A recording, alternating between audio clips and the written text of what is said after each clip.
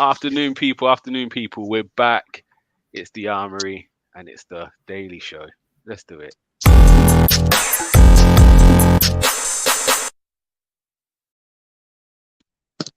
Yes, yes, yes. It's a lovely sunny afternoon here where I am. Is it? Is it? Outgoings, no incomings.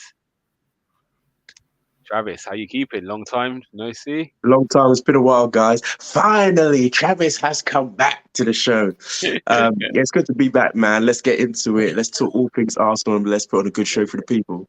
Excellent. So these shows are meant to be like 5 to 10 minutes, but they normally Yeah. go on 45 to 50 minutes because it's like a therapy show every week. It's every time we bring a new guest on, get it off your chest. So yeah, man, looking forward to hearing what you got to say on the transfer window so far. Silver Fox, how you keeping? I'm. Do you know what? I wasn't going to do it. I was going to do a little Niger, intro. Let's go for it. Just listen to the first two lines, and that's how I feel.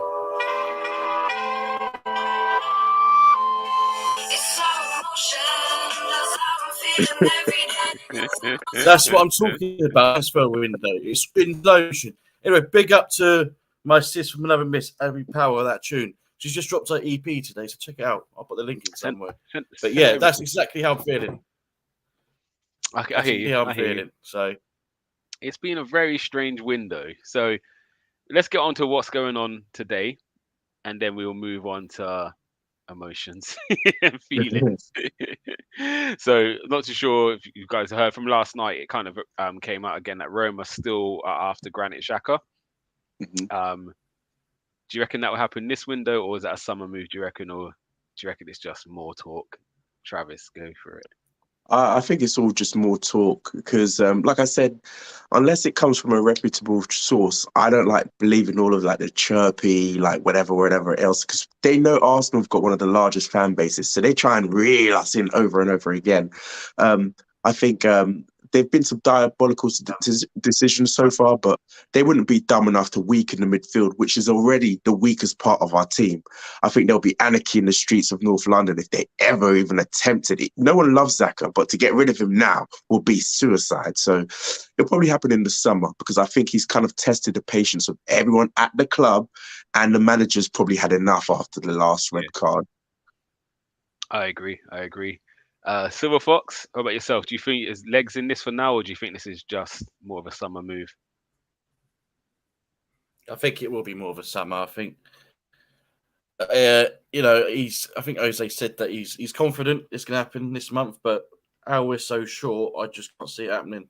Will it be a last day thing if we do bring someone in? I don't know. At the moment where I'm sitting, Roma, the Italian club, they financially, they're struggling, so it probably will be a summer thing for me.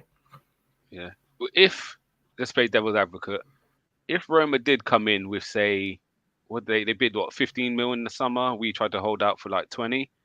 Obviously, we're giving him an extension, which will hopefully bring his value back up a bit. So let's say Roma went crazy and offered us 25 for him tomorrow. Would you be thinking, actually, we might not get this money for him again in the summer, take the 25 and try and find the replacement? Or do you think keep what we got and then address it in the summer? Would you be interested in talking if they come with a money bid, Silver Fox? Yeah, you would, wouldn't you? He's in the summer, so was it a 2-year extension? So, it's only going to drop. So if they was to put the money on the table straight up, and we would be able to use that to get the reinforcements in as well, you just snap it up straight away. We've got two Gumsers here. What's going on? Hold on, wait there. Right, this one looks better. My other laptop's working again, so we're going to move to this one. Can you all hear me okay? Nowadays. Oh, I quite like the last one, Gumser. I thought you were like in a hotel lobby playing Agent Gumser. I was in Dubai, when I was in warm weather training. Yeah. That's what I thought. Yeah, no, my normal laptop's back up. So yeah, we're going to work with this one now. I'll just stick with the other one. All good. So what are you, Travis? Would you take the 25 if the came in something like that, 2025? Okay, let me be very, very clear about Xhaka. I do not like him. is his character, his demeanor, his communication with the Arsenal fans, the way he's treated the club. But he's probably been our most consistent midfield player over the last 3 years. Let's be real about it. And for all his faults and his limitations, the best ability for me is availability. And up until about recently, he played all of the time, and he gives you a 6 out of 10 every week. To let him go now at this stage of the season, when we're at a bit of a crisis point, will be absolutely diabolical. And we've seen so far in the transfer window, we're willing to cut players at the wrong time. So I wouldn't put it past this board, but I think it would be the wrong decision to let him go right now. In the summer, absolutely, get his ass moving. Let's have an upgrade. It's about time we upgrade in that position. But right now, with the state of the midfield, to leave Sambi, Partey, and El Nini for the remainder of the season would be nuts. Yeah. So no for me. Yeah, so I'm on the fence of it. Everyone knows my feelings towards Mr. 34. I've openly said I think he's been our worst signing ever. Not our worst player, but our worst signing ever. Yep, I'll stand by it. Just because of, again, Travis, you're new to me, but with me, Xhaka came in to be that defensive reinforcement, the soldier, to allow the others to go and flourish. So you look what we had around him: Cazorla, Wiltshire, Ramsey, Ozil, all those guys. So he was meant to come in and make them players better. And ended up, what happened is we sold all our creativity and brought defensive midfielders to play next to our defensive midfielder. And if you look at our philosophy now, to me, our strikers are struggling because the midfield is a problem. And I think we've tried to build around him so much. Again, you look at the players we brought in: Partey, defensively minded; Guendouzi's more of a not defensive midfielder, but you know what I mean? He's more of a deep lying. Torreira is a defensive midfielder. El Nene, defensive.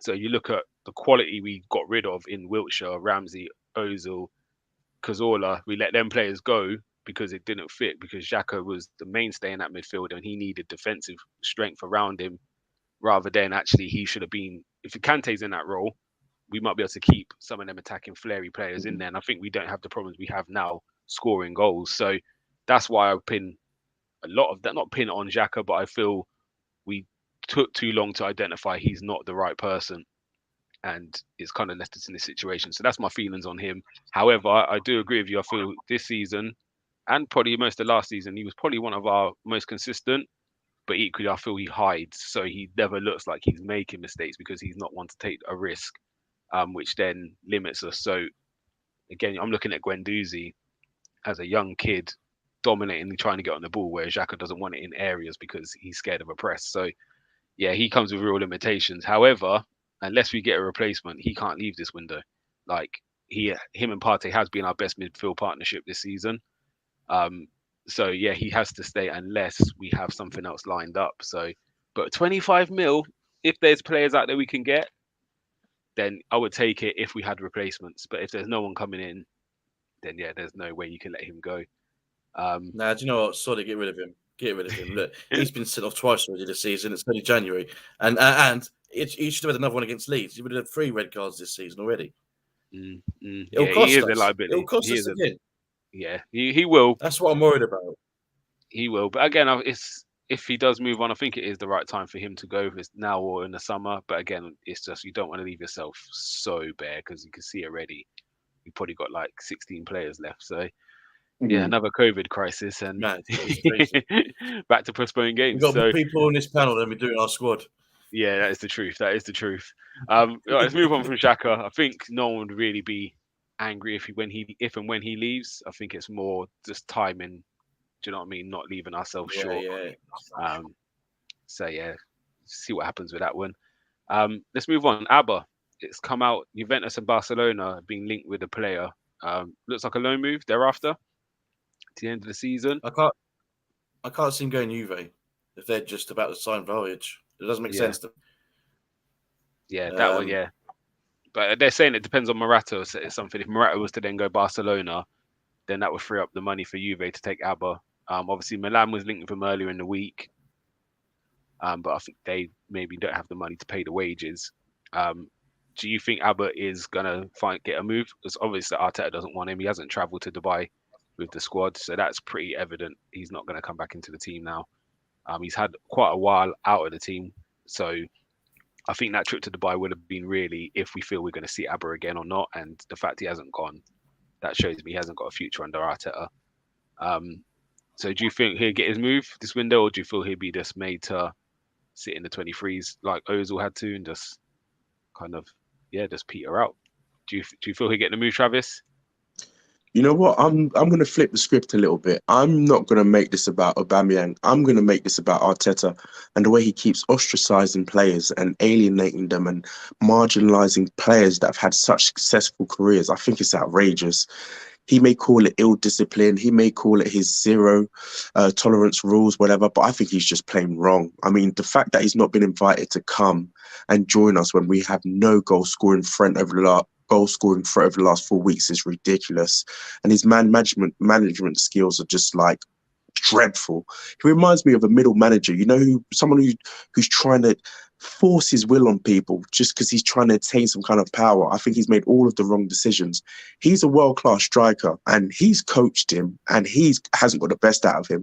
And I still think even today and his poor performance over the last 18 months, you're telling me he can't find room for him in the squad? That is laughable. Absolutely laughable. And we're going to depend on Laka and Nketiah for the remainder of the season. It's outrageous. And we need to be looking at what Arteta is doing with the squad and the squad management, because it's just simply not good enough. Should he go? I think if I was him, I'll get the hell out of here, because he doesn't deserve to be treated like this. I would leave, get the first plane if it's one of the big clubs. Juventus, if he can go, I think it doesn't make sense. But Barcelona makes sense because they need goals and he will be elite at that club and he will excel in the Spanish league. So for me, it's about Arteta. Yeah. Silver Fox. Bounce back a bit. What's your thoughts on what Travis is saying? Obviously, that's not even Aubameyang now at this moment. Travis. Let's talk about the whole way Arteta's treated. So you like sort of Ozil had the same treatment. Saliba. Yeah, I think Saliba's different. A little bit different. Travis, I like you, man. I do like you, but I disagree with you completely. Are you still talking? I can see your lips moving. You're delayed a bit.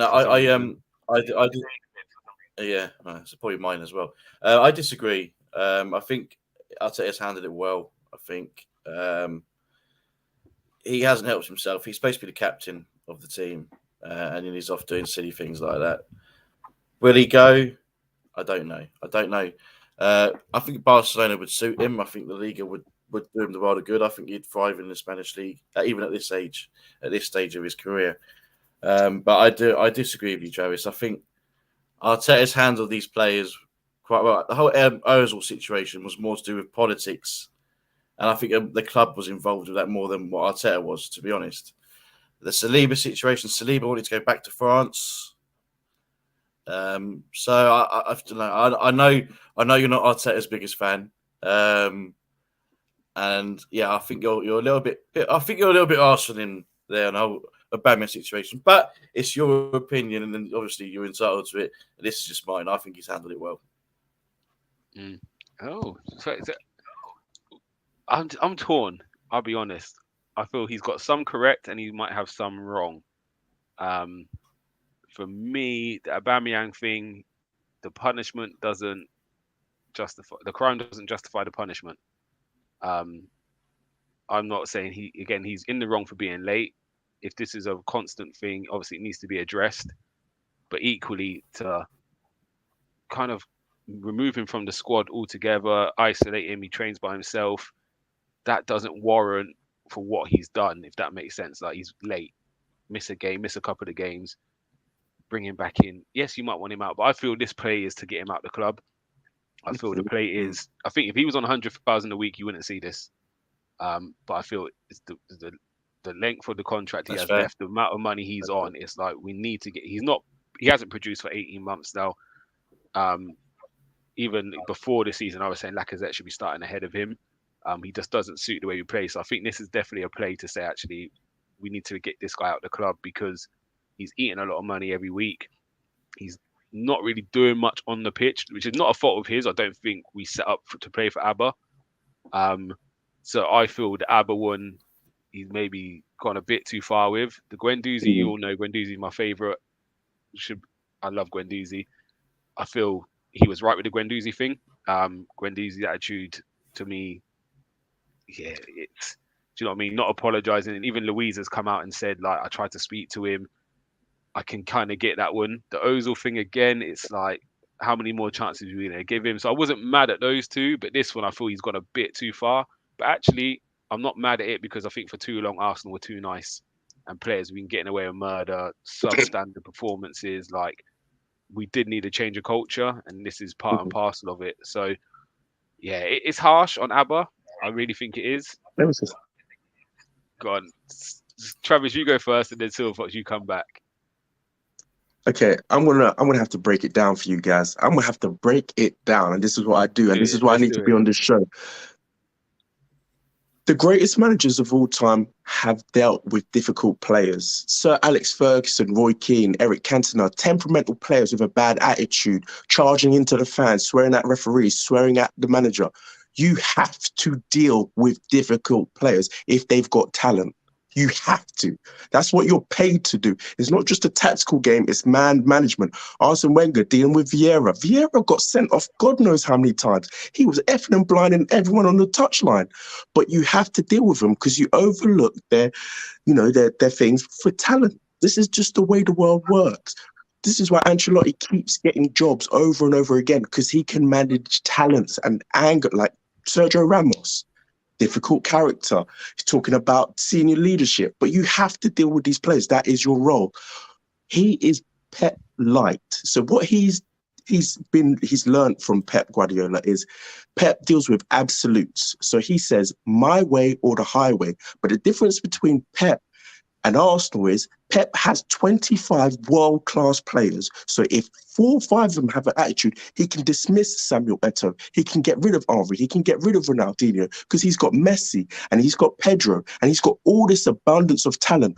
We are not Barcelona. We are not Manchester City. If you get rid of our best players, we are fucked.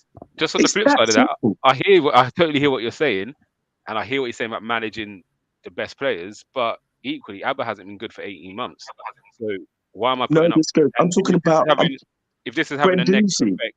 Yeah, I get with Guendouzi, but if it's having a negative effect on everybody else, it can almost be counterproductive. Like, I'm not sure your history and if you've coached or things like that. Obviously, I do a bit of coaching on the side, and you need everything on site. If what this person's doing, he might be unbelievable. And again, I've used this analogy before. This is why I said I would have Guendouzi as my captain, because I've done a lot of youth work. I've always worked with kids, and sometimes you get the biggest troublemaker or the biggest nightmare, you give him more responsibility.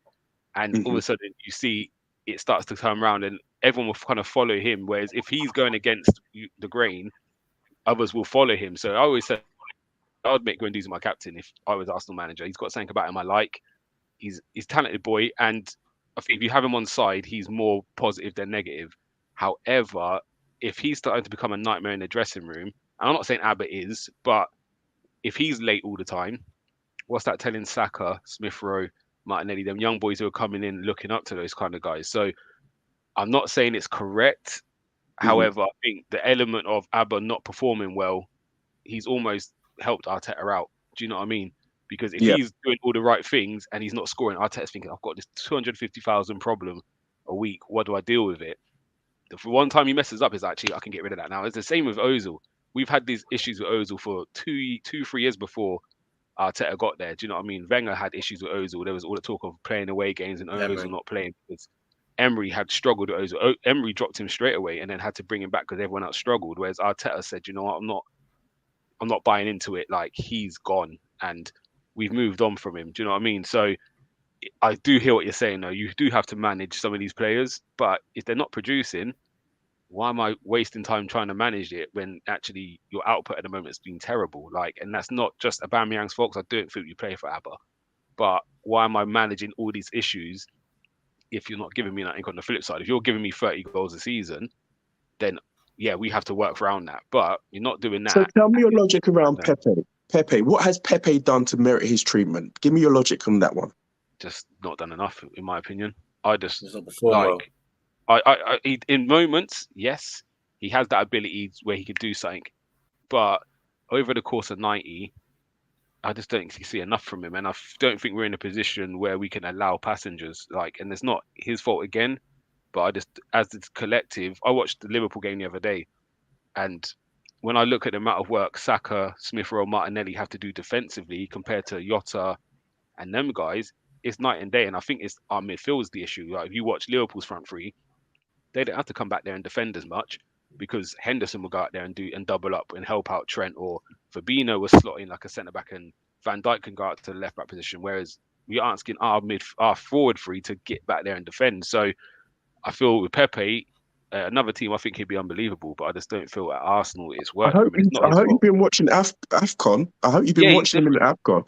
So the point I'm trying to make is he has deemed Pepe not good enough to be part of any match day squad for almost 6 weeks. And the AFCON has showed me with my own 2 eyes that is the wrong decision. It is the wrong decision. And when he has played, so let's go back to the Leeds game. So he got given a chance against Leeds in the League Carling Cup, I think it was. It's a system though, isn't it? Yeah, and this is what I'm saying. I don't think Pepe is a bad player. I just don't think he fits. So would you say after that game against Leeds, where he's got to start, do you think he's come off there and says to you, I should be dropping Saka to play you? No, but my point is this. Saka, I think, is one of our best players. So he has to start. Saka has to start. But my point is the man management aspect. Like, we've seen it. Pepe has one bad game, gets hooked off like ruthlessly.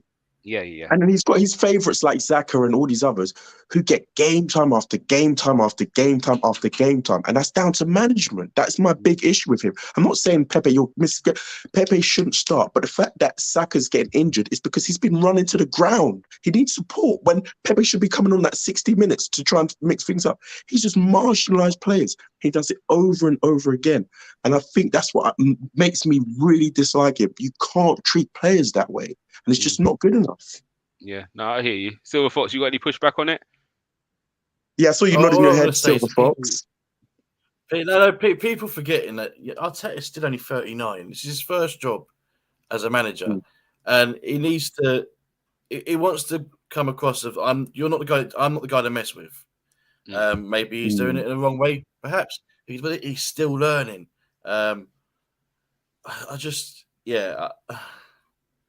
The whole Pepe thing, it's all down to performances, and I just don't think he fits our system. Whereas Saka does, he tracks back well, he gets forward well, cuts in well, and this is what we signed Pepe to do, not necessarily to track back, but he certainly fit the Emery style of play, but this Arteta way, he's not fit for the mold. No, he's not fit for the system. So I'm not saying he's a bad player. I'm not saying that he could get better, because he could come back and he might change his game. But maybe the way he's performing in AFCON might actually make Arteta go, okay, well, do you know what? When he comes back, I'll give him a few games, see how he does. Take it from there. If it's the same again, then it's clearly a system thing. Yeah. No, I agree with that. Right, let's get to some comments because we've been going off, and I like it. DWTT's in the building. Good afternoon. How you keeping? I can see where Travis is coming from, but Abba did this for himself. But I can see where he might not agree with how Arteta's handled it. Yeah, Arteta. Yeah, I think we're all in agreement with that. I think, again, as I said, the punishment doesn't fit the crime. Travis is putting him out the door already. He's like, get out. Yeah. I feel Arteta wants with 25 players. This isn't a long-term plan. It will backfire. I believe sometimes you need to get the most out of what you have. That's what coaching management is all about. That's what I mean about Pepe. Get the best of what you have. I'm not saying Pepe should start every game, but at least play him a little bit. Yeah. Again, the big surprises were like when Nketiah is coming on before him.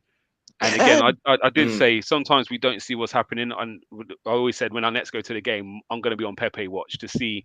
Because again, when camera pans, he always sat down, warmed up, like jacket on, snood on. So I was saying, does he make an effort to go out and warm up? Like, do you know there's them little things as a manager, you might look around and think, well, I need to make a sub. And you look around and then Nketiah's warming up, doing his thing. And then you look at Pepe and Pepe sat up, blanket on, jacket on, snood. I'm looking at that and I'm saying, I ain't bringing you on in this game. Like, do you know what I mean? So I always said, I wonder what's happening there. And to be fair, I went to the next game and Pepe was getting up and warming up and the rest of it. So I can't. Do you know what I mean? So again, we never know what's happening in training, but yeah, by the looks of things, it's like if he's not performing, why is he in the match day squad? But then you're not even bringing him on. You're bringing on Nketiah in front of him. So Mhm. it looks like he's I trying to think I spark a think he's reaction. better on the left hand side, wouldn't he? Yeah. Yeah. But again, I think it's maybe trying to spark a reaction, isn't it? Like, okay, I'm going to leave and I'm going to bring on Nketiah. Let me see how you react to that. And does it give you a little bit more fire? Do you know what I mean? But it seems like it's just not, something's not quite there with the Pepe thing. I'm not trying to look too much into The it. thing is, there's a great article on the Athletic about the way he plays in AFCON, and it's just taking fewer touches. I think he's helped by a better midfield at the AFCON. And like you said, the midfield is such a big problem because he needs to take short touches and he needs to speed up his game. For AFCON, he speeds up his game because I always find he takes 1 or 2 extra touches too much with Arsenal. So maybe it's just about simplifying his game, putting him out on the left. And sometimes he overthinks things. He stops. He's like a poor man's Mahrez. Like he doesn't do things quick enough. But that also, again, like we said with systems, that could be if he 10 yards too deep in this Arsenal system, because again, we're defending our edge of our box. So when he gets it, he's in the halfway line. So he might beat you. Then he's looking thinking, Jesus Christ, I've got the whole other half to get through. Then where's Lacazette? Lacazette is playing defensive midfielder. So all I've got to do is now come back and wait for support. So again, if he's now doing that, you see when Mahrez picks up the ball, Mahrez has got the ball edge of the box a lot of the time. So now when I'm cutting you up, I'm in the area, like, and there's options because naturally we're 10 yards higher. So I think that does play a big part because Pepe does beat the first man, but he's at the halfway line. So now he's now got to try and travel 40, 50 yards. Do you know what I mean? To have an impact up that area. So I think a lot of it is system. However, I do think I don't think he's suited to the Premier League, because obviously we're seeing what he's doing in AFCON and we see what he's done in Europe when we were in Europe last season. All right, we played Dundalks and Moulders and teams like that, but even later on in the competition, he was playing a lot better in those games. Whereas in the Premier League, he's just finding it really hard. So maybe it's the league he's struggling with. Yeah, so this one's quite interesting. The way Arteta deals with players could also hurt future transfers. What potential future player looks at Ozil Guendouzi, Pepper, Abba situation and wants to come to Arsenal? Great comment. That just depends on your mindset. I think if you're a mentality of a Ronaldo, we've heard what he said recently, he might say, this is what I want to buy into. But then you might have another player saying, that ain't for me. And I do think the modern footballer, they're not built the same as footballers 15 years ago. And that's an issue you've seen with like a Simeone and João Felix at the moment. Like you actually look at João Felix, he looks like his career's gone down the pan. And that could be something similar where that is a system issue. Yeah. So as I said, some players will probably look at that and think don't like that style, but some players might actually think that's why I want to go and play football because it suits me. Do you know what I mean? So, but a very good question there. He's here again. Pepe has a good skill set, and Arteta isn't able to get the best out of him, but also won't sell him by not playing him. His transfer value is lowered. That's why we get fleeced in the transfer market. That's another good point. If we was to sell him, how much do you reckon we would be able to get for him? Let's say this summer we're going to sell him. You've got 2 years left on his contract, I think. Yeah. Probably the region of 25, 30. That's really, we're looking in kind of value, like. Yeah, but that's what he's been, especially in the Premier League. Jesus, that's a big hit. Do you reckon we could see more from Travis, or do you reckon? No, I think that's about right. What I will say is, I think it was last season or the season before when he had that from January to the end of the year when he scored 16 goals. Maybe a few people saw that little, 16 goals in 6 months is pretty impressive, or 5 months. So maybe someone saw that and thinks, we'll take a punt on him. But I think he'll go for about 25, 30 million. Because Arteta's hurt his value because he doesn't play him. Yeah, definitely. I do agree with that one. But again, it seems like he's more of a spring-summer kind of guy. So I'm hoping come March, the weather changes a little bit of hay fever in the system and it'll kickstart his career again. Because he did have a good run towards the end of last season. He really did. But yeah, so I think this is another. Again, this is another area where it's going to be interesting, and obviously this is where Arteta next. I think in the summer we're going to address more of the attacking side of things, and I think that is what position up for debate definitely. Would you class this as a successful window if Arteta sells all the dead wood, but no signings are made? Absolutely not. If we do not make any signings, I would see it as a colossal failure this window, purely because you've weakened the squad immeasurably. You've got rid of all of our defensive cover, our midfield, and potentially one of our young strikers. For what? For what? Like, for no reason. If we finish outside the top six, based on the decisions made in January, and the prior knowledge, knowing that there was going to be off AFCON tournament, knowing that people were running down their contracts, it would be ludicrous to start February with no signings. It'll be counterintuitive. It makes no sense. It makes maybe financial sense where you clear deadwood and you make space for the summer. But if in the summer we finish 8th again, we have no European football, we have a razor thin squad again, so we can't offer football to fringe players or young players. Why would anyone want to come in the summer? Yeah, it's gonna be interesting to see how this ends up. This could really make or break his Arsenal career, I think. Again, we started off the season slow because of late transfers coming in, and it seems like we're doing the same in January. So yeah. Another quick point I just want to say. Go for it. I can't wait to see All or Nothing. This is going to be the best one ever because I was going to say that. What the hell we're is going to know going everything on? about the whole Batman situation in Pepe. I was going to say that, definitely. Sorry. But we'll know by the end of the year, that's for sure. Yeah. They picked a good year for Amazon Prime to do this documentary, haven't they? They picked one hell of a season. James is saying, awards, mate. Definitely. Calling now, if we sell Abba, we get Isaac. They want €90 to sell him if you want to buy him now. €90, €90 million euros, 90 million. Absolutely, he scored 4 goals this season. No, yeah, that's not the one for me. Thank you, Travis. Thank you, someone that's on side with me. I ain't on this Isaac hype train. I think he's a good player, but he wouldn't come in as my number one. As I said, I'd rather take DCL. Jonathan David, that's not going to happen. But DCL, I'll take DCL right now. I think DCL fit what we want. No, he's not, guys. He's not fit. He hasn't been fit all season. We haven't seen him for almost a year. I'm not talking. I'm not hyping up DCL now. I'm just saying that he'll get you goals. He will get you goals. Oh, okay. That's what we need. Yeah, and again, this is not us saying like for me, if we was to get Jovic on loan with Lacazette, I'll take that to the end of the season. Yeah, but we're gonna go for a big striker, like a striker. I think if you look at the players we're looking for, they're all 6 foot plus, quite big strikers.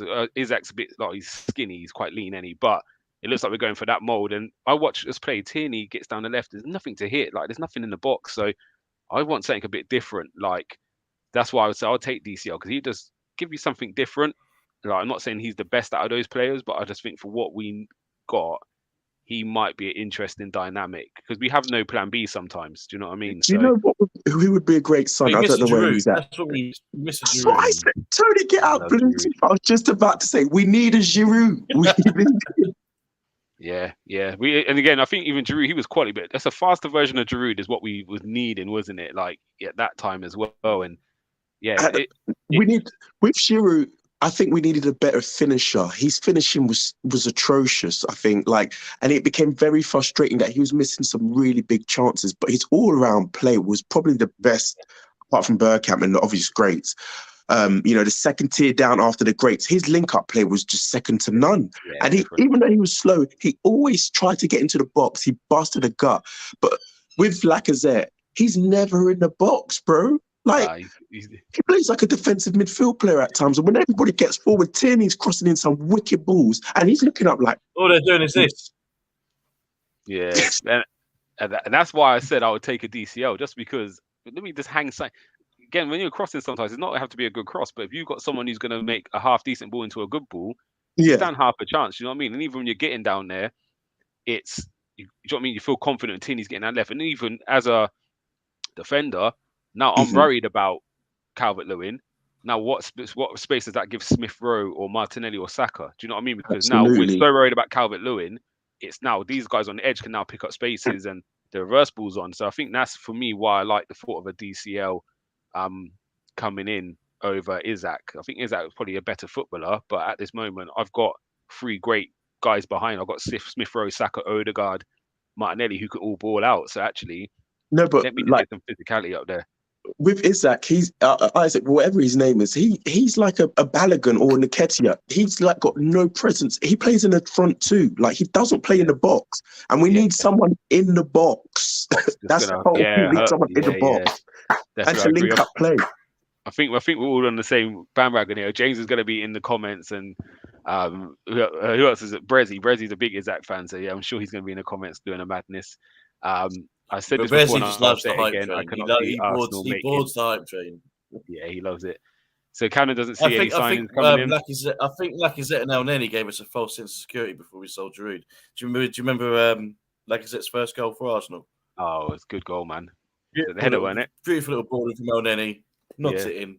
Oh, we don't need Giroud anymore. Lacazette can header a ball. I ain't seen him header since, to be fair. This is in terms of Pepe, 25 to 30 million, but Arsenal won't get offers over 18. What team looks at his minutes played and thinks 25 million is worth it? That's fair. However, Dominic Solanke went for more than that. Now, that was a different transfer market. That's why Liverpool have been struggling, because they can't, Liverpool were fleecing teams left, right and centre with their players, but now they can't do it anymore because everyone's cutting on like, wait a minute. Yeah.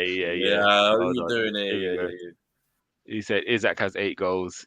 DCL has been out with DCL has been out with a broken toe. DWTT, I want DCL now. Laka gets us 0 goals. DCL, even with limited mins, could get us goals, right? Yeah. I can't even. Everyone knows. I like Laka. He gets 5 goals and he gets the Europe. You know what I mean? Yeah, true. The worst thing about Laka is I never feel like he's going to score. Like, I just, even when he gets those chances, I'm not wishing bad that he will miss, but I just think he ain't going to score this. He ain't going to score this. And then boom, he misses. I'm like, Do you know, he reminds me of like a Cavani, like where they do a lot for the team, but no, because Cavani misses a lot, man. Like that's true. Like Cavani, if you give him 8, he'll score 1 or 2. But this is the problem with Arsenal: we don't create enough. Like, so I think this is half the issue. And I think when we had like the Welbecks and them guys, we was creating a lot, and we always said if we had a finisher, we would bang goals, and then we kind of got the finisher, and then as I said, we ripped out the creativity. And now we're not creating. So even Abba, like as I said, a lot of the criticism of Abba is not Abba's fault. Like, and this is why I say we got to ease up on the Nketiah a bit as well, because we've got a goal scorer who's won Golden Boots. He's, do you know what I mean? Won the Golden Boot in the Prem, and he's not scoring. So how can I be getting onto Nketiah? Because we're not creating anything for these strikers. Like, then one chance a game maybe. Midfield's the big issue. I really think it's a big issue. But I don't even know how we got on this tangent. I don't really know how we got down here, but I've enjoyed every minute of it. So, Silver Fox, I think you got a tweet for us, and then we're going to talk about some. Travis, because you're not on the show, we've got some questions for you. No, it's nothing about incomings, unfortunately. But it will get you thinking. Right, let's say Ramsey, Ozil, Wilshere, Cazorla, Socrates, Luis, Kolasinac, Mustafi, Chambers, Welbeck, Mkhitaryan, William. Arsenal received a total of 0 for all these players combined after buying them for a combined 160 million. The worst selling club in the world. I don't think it's that bad. It's bad we lost them all on a free, but when you look at Pogba was signed for 90 million and going to walk out on a free again, that's literally half of what we just released in there. That's true. That's true. Yeah, and who else? I think even but in terms of not getting money for some of them players is criminal. It's criminal. Like, self-inflicted. At least get halfback. Get halfback. You know what I mean? Yeah. Like, but again, this is why I say a lot of these problems come from the Wenger era. This is where a lot of these problems come from. Yeah. It was no secret. Not necessarily Wenger, but that era, him and Gazidis, like the what do they call it? This not the social model, but the contracts they were giving out to average players. So rather than having your 2 superstars on big money and the rest on what they deserve, we had Johan Giroud on like 60,000 a week. Yeah. Like, these are bad contracts. These are all really bad contracts. If you're Mustafi and Kolasinac, why am I leaving? I'm for less money. I'm going to sit here. You're going to send me out on loan. I'm still going to play football, and I'm going to pick up my 100, 110. So, and Chelsea have this with their youth players. Like, Chelsea offer their youth players 5 years to give them time to develop. But what happens is they're on such big money. I'll just go on loans to championships and League One teams. If they can't afford it, Chelsea have to make up the rest. So I'm going to pick up my 20, 25 grand a week, and I'll just ride out my 5 years here, and then I'll go to a smaller club when I'm ready. So it's the same thing. Like, that era really has a lot to answer for in where we're in this position now. And as I said, Emery's obviously cleared out a lot of them. The Ramseys and Wiltshires went on under Emery's watch. Obviously, Arteta's then followed it up. But those players weren't good enough either. So if those players were getting top four and we let them leave for free, I'd have something to question.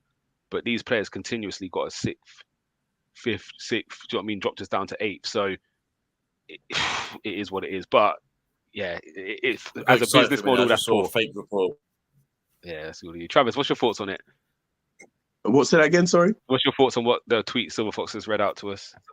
Yeah, I just think it's just bad management. It's just really, really bad management. So it's just from the ground up. But I think those are part of the past legacy. I think going forward, they're going to adapt and they're not going to renew, because the old hierarchy would have renewed Lacazette's contract. I think they would have renewed it. But I think they did the right thing by just standing firm and just not imagine giving him another 3-year contract on improved wages. That would have been even worse. So I think they're making the right decisions now. Yeah.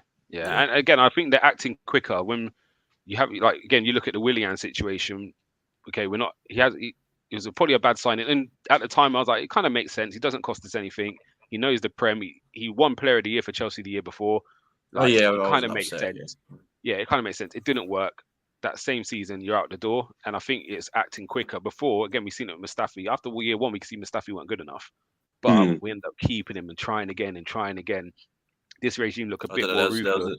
There was a time we thought that him and Koscielny was the best centre-back duo in the Premier League. Yeah. But yeah, as I say, this regime seems a bit more ruthless, where if it's not working, you're out. And even if it means we don't make as much as we spent, just say we spent 30 million on player and we only got 15, 20 back, actually that's better getting 15, 20 than 4 years of poor performances and then you walk out on a free and I've spent 20 mil on your wages over the last 4 years. So this regime does seem a little bit more ruthless in how they're doing things, which I think we need to do. We need to stop stockpiling like we have on these average players who haven't been good enough for a long time.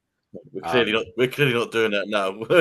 We're so cleaning out. So Travis, I'm going to ask you a couple of questions just to see where your head's at. So we're going to go with unlimited funds, but realistic transfer targets. Who would be the man to lead the line for us going forward, in your opinion? So for the striker situation, I think that's for me the toughest place or the toughest position to try and fill. If money was no object, obviously Haaland, 67 million release clause, that would be my very first choice. That's very unlikely to happen. But I would just get a player in the mould who's a very, very big, imposing, good link-up play, and will get us a few goals under the right situation.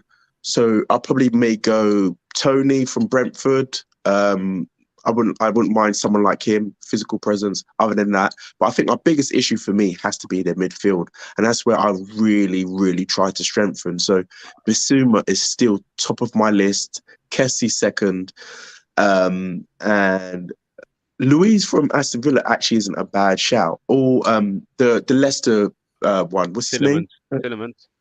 Yeah. No, I like I'll that. take him as well. All right. So the biggest thing for me is having press-resistant midfield players, because we need players that can retain the ball under pressure and open up passing lanes for their teammate. I hate going backwards. I don't know if you see it. Xhaka is just receive the ball from the defense backwards, and it just forces the team back. We turn, drop the shoulder, like a Frankie de Jong or Tielemans or players of that mold, or Santi, new age Santi. We need players like that. Yeah, definitely. I do agree with you. That drives me mad. Tony, you'll have seen my shows where I pick, again, people think I pick on Xhaka, but I'm going to say them little moments where you can get us up the pitch. No. And you just go back all the time. And again, he sometimes doesn't even want it. He just don't even command the ball in there. He hides. Yeah, he hides. Yeah, and that's why he goes into that left back channel sometimes, because he can see the game in front of him. So when the ball comes, it's natural on his left foot, and he can play forward.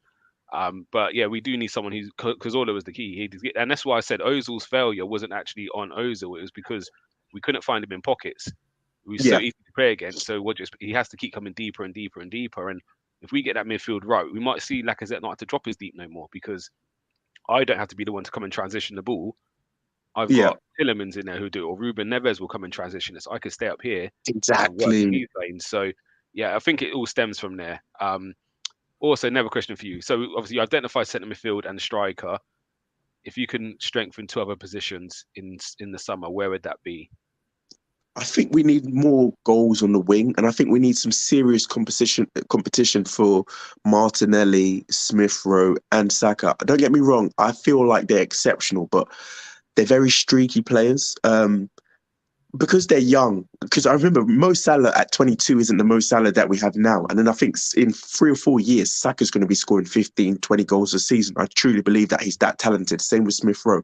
Martinelli, the same. But I think right now we need someone who can give us at least double digits every single year. So I'm thinking in the mode, I'm trying to think of some great out wingers. Can't think of any off the top of my head, but we need some goals from the wing, basically. Yeah. So would you follow I thought same model? You were going to say Sterling. This goes into kind of Sterling's marvelous. This is what my next kind of question. Obviously, we've seen the model we followed in the summer, where it was everyone we signed was under 23 at the time. I think some of them are now turned 24 or just turned 23 or something. But it was very much just say under 25. We didn't sign no one above 25 in the summer. Players we link to at the moment, Arthur Melo's about 24, 25, I believe. Izak Vlahovic, both under 23. Jonathan David, under 23. Calvert-Lewin's probably, 23, 24, something like that. He's still really young. So we're definitely following that mold. Is there any players... That's why I love Vlahovic, the idea of Vlahovic, because he's putting up them numbers at a young age. Do we come away from that model in the summer to get what we need? So a Sterling comes away from that model. Or do we just keep believing in actually get these, a bit like a Dortmund, get these young players in because the resale value is massive for them? Or do we say, right, we've got enough young players there now, let's get a bit more experience in to partner them? Silva, you go first, and Travis, you can go after that. Yeah, I think the experience would be key. The fact that Lacazette's going to be off, the Bangman's not going to be around, Xhaka could potentially be going in the summer to Roma. That's 3 experienced players gone straight away. So you're going to need to bring some experienced players in. Who? I don't know. But I would take a Sterling all day. There may be Sterling's 26, by the way. He's still young. Yeah, is he only 26? It's mad. He feels like he's been around. It's crazy. He started playing when he was 16. So must be right. Yeah. What about you? He was part of that Liverpool team and then he won it. Yep. And obviously Arteta's worked with him. I think someone's just put that as I said that. So he would make sense. Someone in midfield, maybe someone central defence.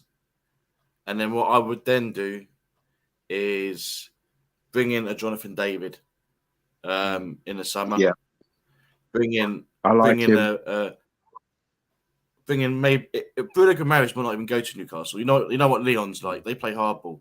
So I think he'll still be at Lyon for the rest of the season. So we could probably go back in for him in the summer. I like him. And then like right now, if we got to sign 2 players, now we have to. We need to get a midfielder and we need to get a striker. So I would be happy with DCL and then maybe a Ruben Neves or a Douglas Luiz. I like that. Izzy Hunk saying Calvert-Lewin is Prem-proven, scored 20 goals last season. And there was another comment here. Where is it? Here. And this kind of feeds into the Calvert-Lewin thing. 32 crosses in the last match, 32 with no presence in the box. Maybe I should change the plan. Maybe personally, I want Xhaka to get to the goal line on the right, but he won't do it. So I think that feeds into what we're saying about the Calvert-Lewin thing, or about a striker with a bit more presence, where, again, you can just put it in an area. I don't think Trent picks out all his crosses, but he knows there's going to be bodies in there. And again, they know the ball's coming in, so I'm going to make that run. Do you know what I mean? And flood the box. So, yeah, for me, that's why DCL would be quite handy. If that's true, we had 32 crosses. That's crazy. So the end of this window, what do we need to do? Obviously, we know midfield and strikers, the 2 areas.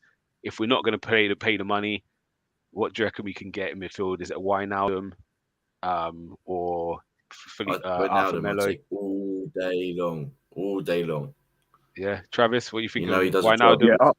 Wijnaldum would be. He is literally perfect for what we need. Perfect box-to-box midfield player, experienced senior player. He's got something to prove. It's a World Cup year. He wants to try and get back into the team.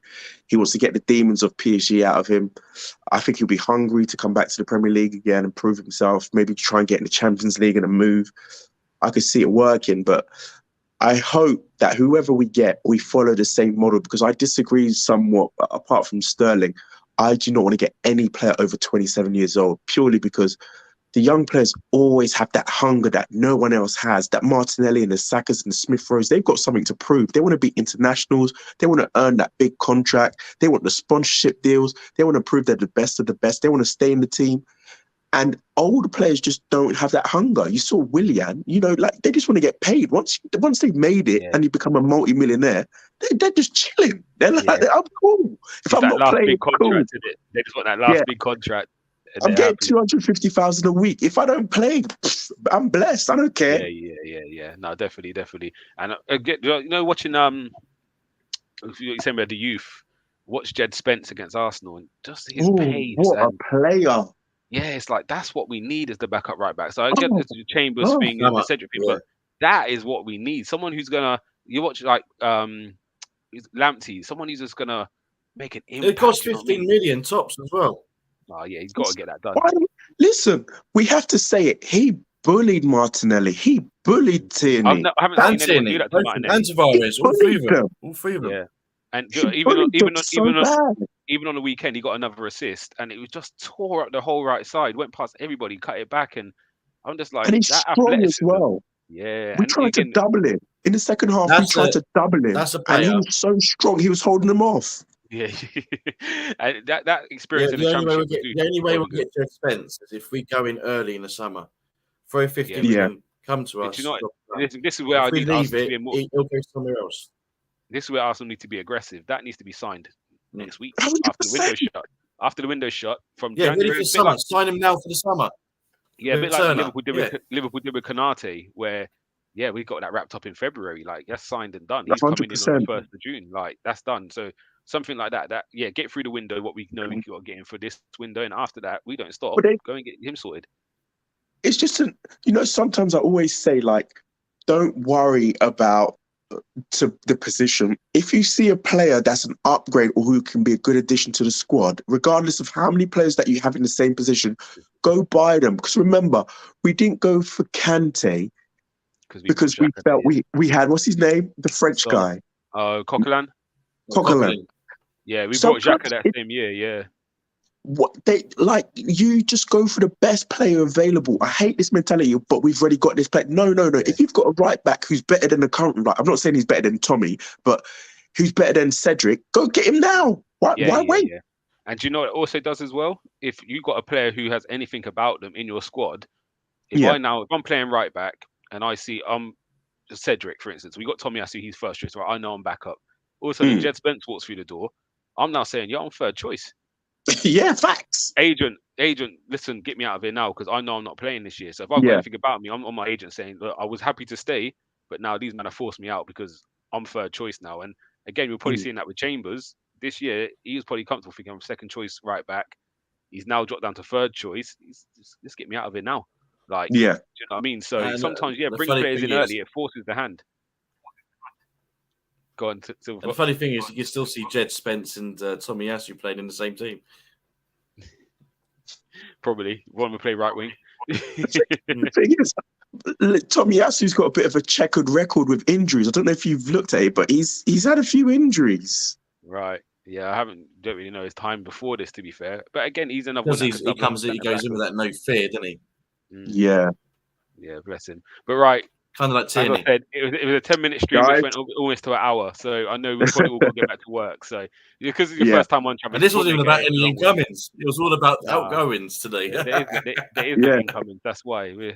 It's been a pleasure, lads. And we'll make it happen again. It's time to get back to work. Let's go. Guys, enjoy your weekends. And you too, man. Take care. Yeah, man. Take care. Love. Appreciate everyone.